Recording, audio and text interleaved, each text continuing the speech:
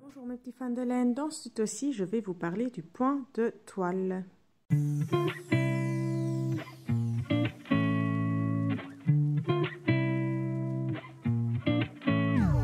Alors le point de toile, c'est un point très facile à faire qui est parfait pour les débutantes qui ont appris le point endroit et le point envers. Ça va vous permettre d'apprendre les mailles glissées.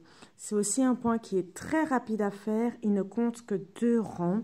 Donc, vous allez pouvoir le faire pour la plupart de vos ouvrages parce que c'est 2 rangs et 2 mailles seulement que vous allez répéter autant de fois que nécessaire. Alors, pour le point de toile, vous allez monter un nombre impair de mailles plus vos mailles lisières.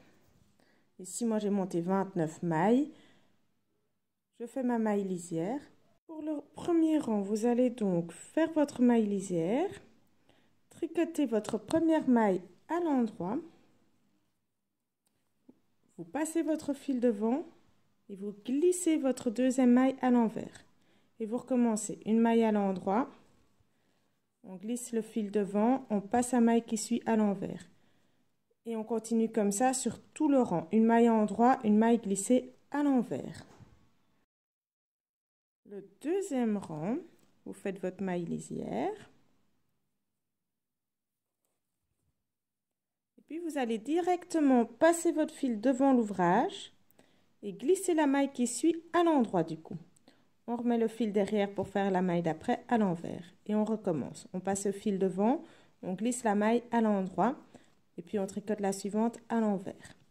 Une maille glissée à l'endroit, une maille tricotée à l'envers et ainsi de suite sur tout le rang jusqu'à ce que vous ayez fini votre rang.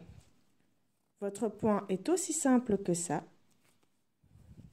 Donc, vous avez un premier rang où vous faites une maille à l'endroit, une maille glissée à l'envers. Et puis, un deuxième rang, vous allez faire une maille glissée à l'endroit, une maille tricotée à l'envers. Pour pouvoir vous retrouver dans votre ouvrage, si jamais vous ne savez plus ce que vous devez faire. Alors, sur l'envers de l'ouvrage, ce n'est pas très facile à voir. Mais si vous voyez que vous avez une maille glissée, donc une maille un peu plus allongée que les autres, plus souple aussi que les autres, c'est que c'est votre maille à tricoter. Si vous voyez que votre maille est plus difficile à prendre, qu'elle est moins souple, qu'elle a l'air normale, c'est votre maille à faire glisser.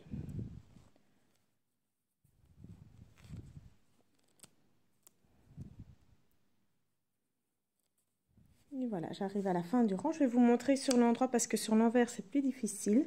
Mais sur l'endroit, vous allez voir là où vous avez les petites boules comme ceci. Ce sont les mailles que vous avez glissées juste avant. Donc, on voit assez bien ici en dessous les mailles qui ont été glissées. Ce sont donc les mailles qu'il va falloir tricoter sur le rang qui suit. Voilà, j'espère que mon tuto vous a été bien utile et que je vous verrai pour le suivant. Ciao, ciao!